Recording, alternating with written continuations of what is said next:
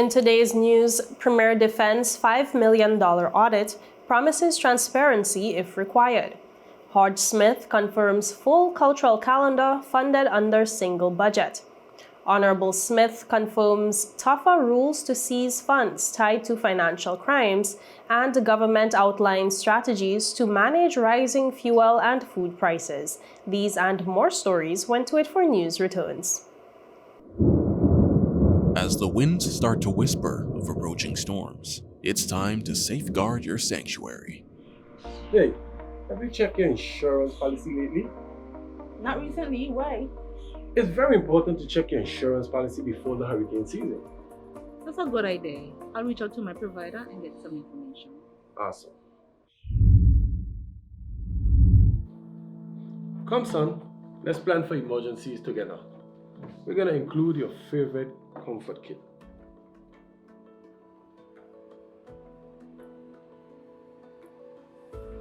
Thanks, Dad. That makes me feel safer. We're packing extra medications and extra batteries for your hearing aid. And by the way, don't forget my glasses. Okay, Pops. Alright, let me see.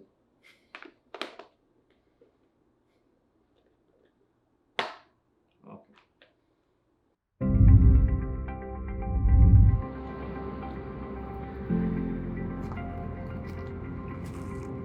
Going on, dog? What you say? You good?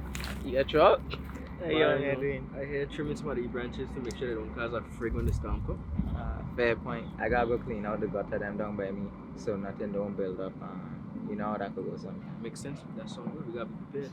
Facts. Sometimes we get off track, but that's okay. Yo, thanks for chilling with the dog today, you know. Man, anytime, you know I got you. Yeah, but the place so damn hot now. And you know the old people them say when it's so hot, a storm somewhere out there coming. Listen, I rebuke that in the name of great God of the universe, okay? Let me move these stuff so they don't cause a problem. Alright, me and my neighbor window get knocked out at all. Remember, we're in this together. Reach out to your community, lend a hand, and shield each other from the storm's challenges.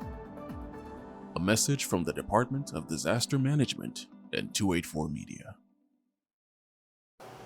Welcome viewers to the Tuesday, June 24th edition of 284 News. I am Jacques Wooding, bringing you the latest out of the British Virgin Islands. Thank you so much for joining us. While announcing an internal audit will take place into how a deposit of $5 million was made by the BVI government to the Bank of Asia BVI, at a time when it was to be liquidated, Premier the Honorable Dr. Natalia Wheatley has accused the media of publishing slanderous and libelous information on this issue, which he says can be damaging to the reputation of the territory. The Premier had previously indicated the need for an internal audit to be carried out. However, this was met with opposition from Honorable Myron Walwyn, who said he is against an internal audit, claiming that audits of this nature keep information from the public. He instead called for an independent investigation to be done through the governor and allow for public scrutiny. Speaking at a press conference Monday, Premier Wheatley said he fully understands the anxiety surrounding the development. However, he assured the public that the Financial Services Commission and the Virgin Islands Deposit Insurance Corporation, with the competent and independent authorities, are actively managing the situation. They are empowered by law to oversee all licensed financial institutions operating in the territory and safeguard depositor interests for international best practices. In light of these developments, I have requested an urgent internal audit to the Internal Audit Department to ensure that all processes regarding handling of government deposits and any involvement with the Bank of Asia complied with the established protocols. This audit does not reflect wrongdoing, but demonstrate my government's commitment to transparency, accountability, and due diligence. Let me also state unequivocally that while the government is responsible for public policy and fiscal strategy, it does not regulate financial institutions. That responsibility rests solely with the FSC. The separation between policy making and regulation is critical to the integrity of our financial system. Finally, I implore all media organizations to exercise responsibility by verifying information before publishing anything misleading, inaccurate, or outright false.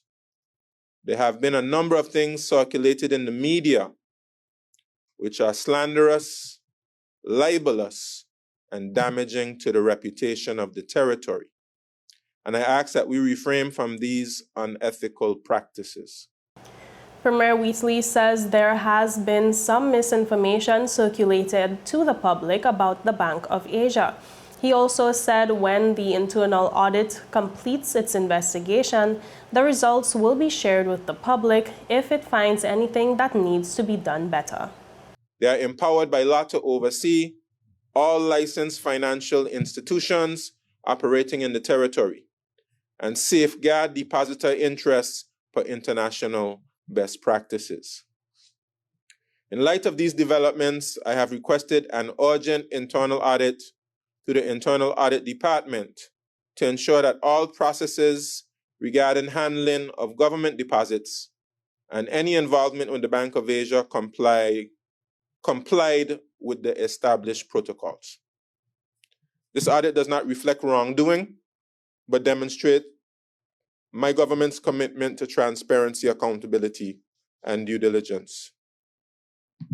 Let me also state unequivocally that while the government is responsible for public policy and fiscal strategy, it does not regulate financial institutions. That responsibility rests solely with the FSC. The separation between policy making and regulation is critical to the integrity of our financial system. Finally, I implore all media organizations to exercise responsibility by verifying information before publishing anything misleading, inaccurate, or outright false. There have been a number of things circulated in the media which are slanderous, libelous, and damaging to the reputation of the territory. And I ask that we refrain from these unethical practices. Meanwhile, government officials have confirmed that the $1.2 million festival budget for 2025 is allocated to support cultural events across the territory, from the Easter Festival to Emancipation celebrations. Junior Minister for Culture, Honorable HODGE-SMITH, explained that the allocation is intended to span the full cultural calendar. The 1.2 million does include all festivals. It starts with Easter Festival. We have the Emancipation celebrations in town, and then we start in town, we go to Eastern, and we end in Carrot Bay. So that figure encompasses all those activities. She noted that approximately $100,000 has already been spent on the Easter Festival, with the remainder to be distributed among upcoming events throughout the rest of the year. Clarification, there was 1.1, which would be for this year, for the Emancipation Festival. But 100,000 was spent for Easter, for the Easter Festival activities. Premier Wheatley added that last year's spending exceeded the same figure with the help of supplementary funds, and efforts are ongoing to secure additional support this year. Just to repeat, 1.2 was approved in the budget, but supplementary funding is on the way. Okay? And I'm not sure if anybody has the figures for the technical persons, the figures for last year, for instance. But it was beyond 1.2 that was spent. The exact contribution from the festival committee towards the event is still being finalized. Officials reiterated their commitment to ensuring all major events receive necessary backing to preserve the territory's cultural legacy.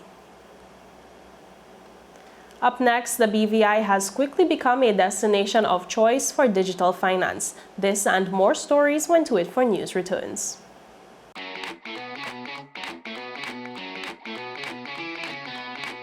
My name's Henry Bosch.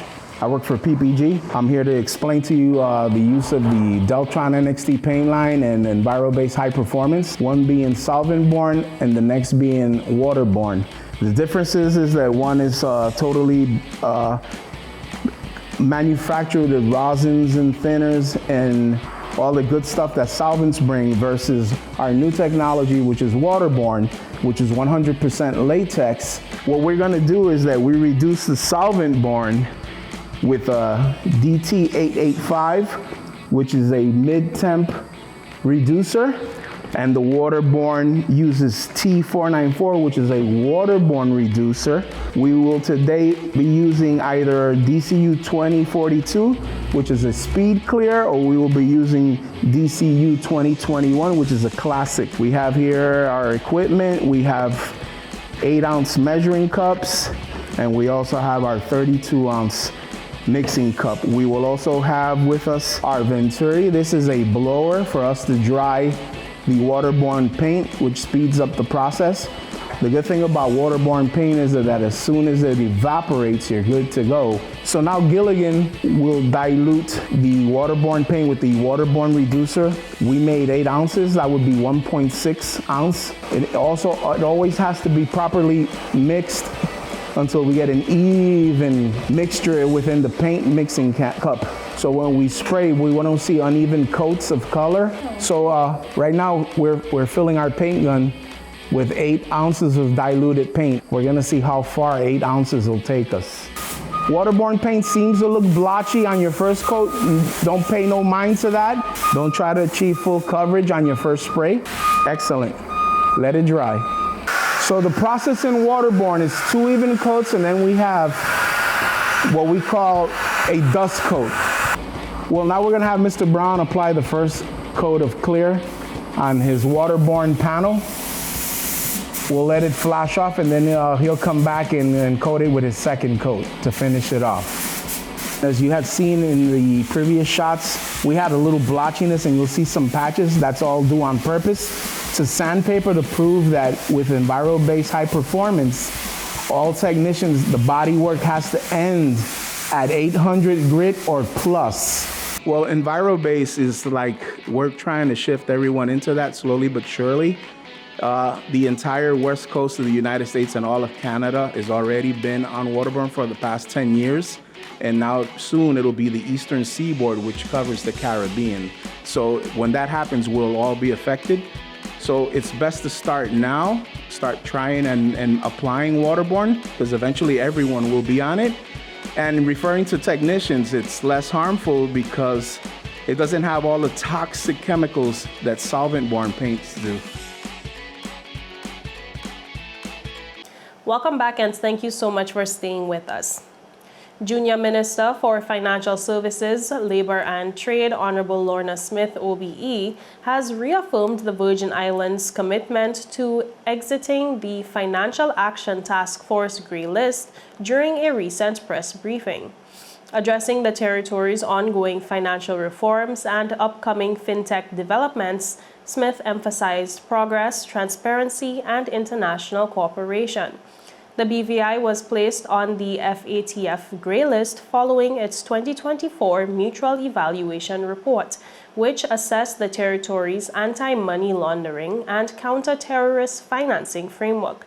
Smith was clear that increased monitoring is not a sign of failure, but a call to further demonstrate effectiveness. The BVI entered a process known as increased monitoring, commonly known as being on the Grey List, following our mutual evaluation report published in 2024, after the assessor team had visited the jurisdiction in March of 2023. It is important to note that increased monitoring is not a sanction, nor is it a reflection of failure. It is a recognition that while we have made substantial progress in improving our anti-money laundering and counter-terrorist financing framework, a few key areas remain that we must show effectiveness in. It is also a recognition of our desire and our intent to work with the FATF as this process continues. The minister also highlighted the commendations received during the recent FATF plenary, where the BVI engaged with international partners including the United Kingdom, United States, and European Union. Looking ahead, the BVI intends to finalize its revised National Action Plan set to be published next month. In addition to FATF updates, Smith announced a Digital Asset Summit, a high-level event hosted by BVI Finance from June 25th to 27th on Necker Island, titled FinTech on the Seas. The summit will gather more than 150 global leaders in fintech, blockchain, and digital assets. Confirmed participants include delegates from Costa Rica, Hong Kong, Singapore, the Cayman Islands, Bahamas, the United States, Canada, Luxembourg, Panama, and Ireland. The summit underscores the BVI's ambition to become a regulatory and innovation leader in the digital finance space, while continuing to uphold global standards in transparency and compliance. BVI Finance is bringing FinTech on the Seas in 2025 with this first-of-a-kind digital assets conference. It takes place from tomorrow, Wednesday, June 25th, to Friday, June 27th on Sir Richard Branson's Necker Island. More in this report. According to BVI Finance, the exclusive event, focused on innovation, regulation, and global connectivity, will bring together global innovators, policymakers, and industry leaders to foster cross-border collaboration and deliver new insights on how emerging technologies are shaping global financial systems. The agenda features wide-ranging panel discussions exploring virtual asset regulation, decentralized governance, stablecoins, AI-driven innovation, and tokenized funds, as well as case study deep dives on risk management. In addition, the keynote speech will be delivered by Amanda Wick, author of the recently released book The Catalyst, a former federal prosecutor for the U.S. Department of Justice and world-leading expert on the intersection of cryptocurrencies, geopolitics, and digital finance. According to the organizers, it promises 2 days of exclusive discussions, workshops, and networking, followed by a half-day at Oil Nut Bay, offering attendees the opportunity to meet with regulators, founders, fund managers, and innovators influencing the future of digital finance. Attendees also have the opportunity to participate in unforgettable experiences, including a welcome party and pig roast on Scrub Island's North Beach, a sunset cocktail reception and wildlife photo op on Necker Island, and tropical sail and lunch on White Bay, Just Van Dyke. CEO of BVI Finance, Elise Donovan, said rapid technological advancement and changing clients' demands has seen the rise of fintech and digital businesses that look beyond borders as they scale. Donovan emphasized that as the next generation of business continues to emerge and grow, global executives and founders are looking for jurisdictions offering access to global markets, a supportive tax regime, robust legal and regulatory frameworks, and on-island professional services. She said the BVI has quickly become the destination of choice. Up next, the government cracks down on illegal activity at Long Bay Beef Island. This and more stories when To It For News returns.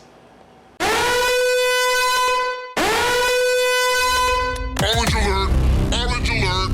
Fire is spreading across the BVI.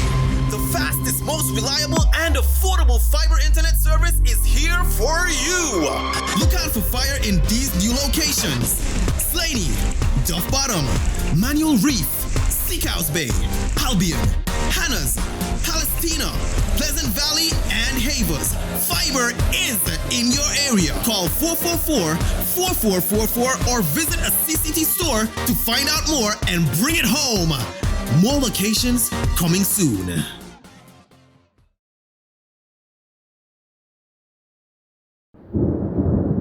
Life is unpredictable, and when when a storm is coming, having a plan can make all the difference. We need a plan in case of a hurricane. Everyone, let's work together on this. This is where we go in case if we need to evacuate. This is safe away from flood zones. I will use this room as our secure space if we have to stay home. Don't forget to save our local contacts and also our off-island contacts. Right, and we need to have a plan for our pets too. They can't go to shelters, so we need a safe place for them. In case we get separated, we should have a meeting spot. How about the community center? That's good, and we can leave a note there too. I feel safe knowing we have a plan. With a plan, you're not just preparing for the worst, you're taking control of the situation. A message from the Department of Disaster Management and 284 Media.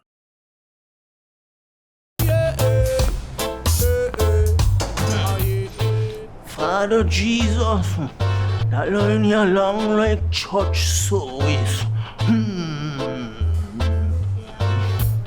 Alright, do enjoy the rest of the day. Next customer line, please. Wait, hold on a second. Yes, Sonny boy, come, yes, Good son. morning. Good morning, Sonny boy. Hold on there. You must have cut front of people. It's okay, I'll take care of it. What? No man to take care of me. How may I assist you? Yes. You want top of power? You want top of power? Join the prepaid party with CCT and enjoy more affordable data plans, more top-up promotions, more savings with hero bundles, and more value for your money each and every Tuesday with Top Up Turn Up Tuesday. Visit a CCT store today or anywhere CCT Top Up is sold and top up your phone. 5, 10, 15, 20, 25, 30. You want top of power? Welcome back, and thank you so much for staying with us. Rising geopolitical tensions around the world are creating economic ripples in the Virgin Islands, a topic addressed during a government press conference held on Monday. Officials outlined how ongoing international conflicts are contributing to increased costs of living, particularly in the areas of fuel, food, and electricity. They pointed to wars involving Iran, Israel, Palestine, Russia, Ukraine, and the United States as key global developments that have affected local market prices and supply chains. We've had a great deal of instability in recent times. We've had the war between Hamas and Israel, challenges with Lebanon, and now we have outright conflict between Iran, Israel, and even the United States is getting involved. That's in addition to war between Russia and Ukraine. And all of these things affect prices because of the goods, whether they're food goods or whether it is things like petroleum or oil. Those things have the potential to impact prices here in the Virgin Islands. One of the primary strategies discussed was the proposal to subsidize the BVI Electricity Corporation to help ease electricity costs for residents already feeling the pressure of global inflation. The only thing that we can do is try to control what we can control here. Our own domestic policies that can help to brunt the impact of challenges abroad. And in the past, we've done things like, for instance, provide some level of subsidy to the electricity corporation, for instance, to try to lower electricity bills, something which touches just about every resident and citizen in the Virgin Islands. So there are a number of measures we can consider as we monitor the impact of these conflicts on inflation. Officials further noted that the government is actively monitoring inflation and working to stay ahead of external shocks through data-informed policy. Obviously, we don't have much control over these type of events. We continue to, of course, hope and advocate for peace in the world, and all of the multilateral agencies like United Nations who are concerned with maintaining peace in the world, that they would do their work and play a role in settling these conflicts. They also reaffirmed the Virgin Islands' commitment to supporting peace efforts through global institutions, recognizing that global stability directly affects domestic economic resilience. In other news, there is an upsurge in reports of sand mining activities, and persons are being urged to stop this practice. More in this report. The Ministry of Environment and Natural Resources says it has received numerous accounts of sand mining at Long Bay Beef Island, which is comprising the walkway to the eastern end of the beach, undermining beach restoration efforts and affecting long-term health of the beach. Recent reports have also been received of sand mining in other areas, including Capoons Bay. Community activist Dean the Sportsman Greenaway had posted pictures on social media showing sand mining on Beef Island Beach, which prompted officials to place a chain across the access road. Residents are reminded that sand mining is a criminal offense prohibited under Beach Protection Ordinance 1985 Cap 233. Offenders are liable on summary conviction to a fine of $500 or imprisonment for a term of 6 months or both. In addition, any boat, vehicle, or animal used in connection with the commission of an offense is liable for forfeiture. Permanent Secretary in the Ministry of Environment, Natural Resources and Climate Change, Dr. Ronald Berkeley, also joined his voice to further appeal to the community and remind persons to stop the practice.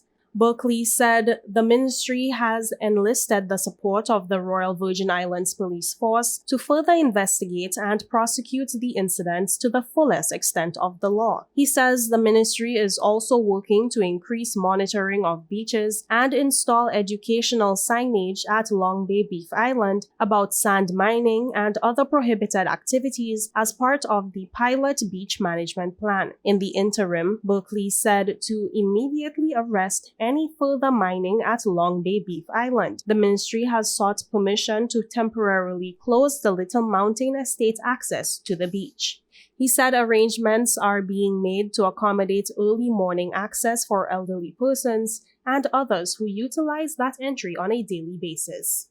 And viewers, that's it for today's news roundup. Be sure to follow us for daily news updates at 284media.com, like us on Facebook at 284media and 284BVI on Instagram and X, formerly Twitter. I'm Jacka Wooding, and I will see you again soon, so have yourself a safe and enjoyable evening. Goodbye.